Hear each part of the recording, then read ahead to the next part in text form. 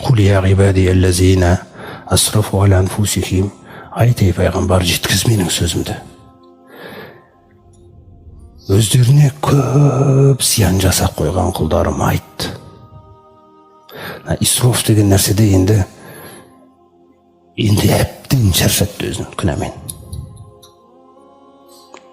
Домалап кете береміз мысалы.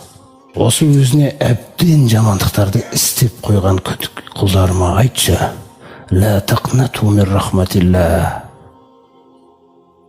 Алланың рахымынан күдер үзбеңдер деп. Міне. Сосына сөзі қараңыз. Кейде бір тақуалық болса, мынаны айтпай ақ қою керек, айтса босап кетеді деп ойлауымыз мүмкін. Бірақ Алла бізге қарамайды, айтады. Инналлаха яхфиру зунуба жамиға. Расымен де Аллах Тағала күллі күнәларды кешіреді. Асылың ла илаха иллалла болса.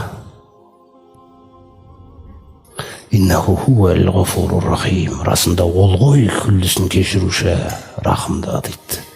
Тек менің сендерге айтатыным: ей сүрініп жатқан құлдарым, ей күнәға көп беріліп кеткен құлдарым, ва анибу иля раббикум, Раббыларыңа қарай қайтыңдар.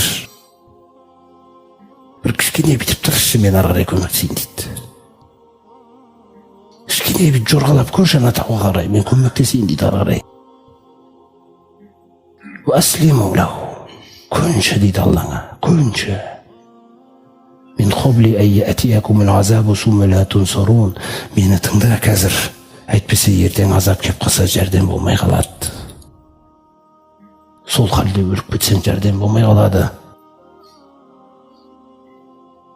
Күндердің бір күні құл былай сөйлеп тұрмасын дейді жаз Умар сүресінде. Антақула нафсун, сол күні бір жан битіп сөйлеп тұрмасын қияметте менің алдыма келген кезде. Я хасрата аля ма фарратту фи джамбилlah. Алланың хақысында немқұрайды болған сорлы жаным-ай. Ва ин кунту ла минас сахирин. Сондай бір ойнап қараған екен ғой күллі нәрсеге. Немесе былай деп айтуы мүмкін дейді біреу: лау анна Аллаха хадани. Егер Алла мені өзі бүйтіп ұстап туралап жүрген кезде, ла кунту минал муттақин, әлбетте тақуалардан болар едім ғой. Дәрежелерді білет, білім бар. Тақуалық деген нәрсені біледі екен. Немқұрайдылық деген нәрсені біледі екен. Үшіншісін қараңыз қандай нәрсені біледі. Ау тақула хина тарал азаба. Қиямет күні азап көз алдына келген кезде бұлай деп айтып жүрмесін дейді. Лау анна ли карратан, шіркінай дүниеге тағы бір қайтуға мүмкіндік берілсе, ла кунту минал мухсинин, мухсиндерден болар едім ғой деп, иқсан деген нәрсені де біледі екен.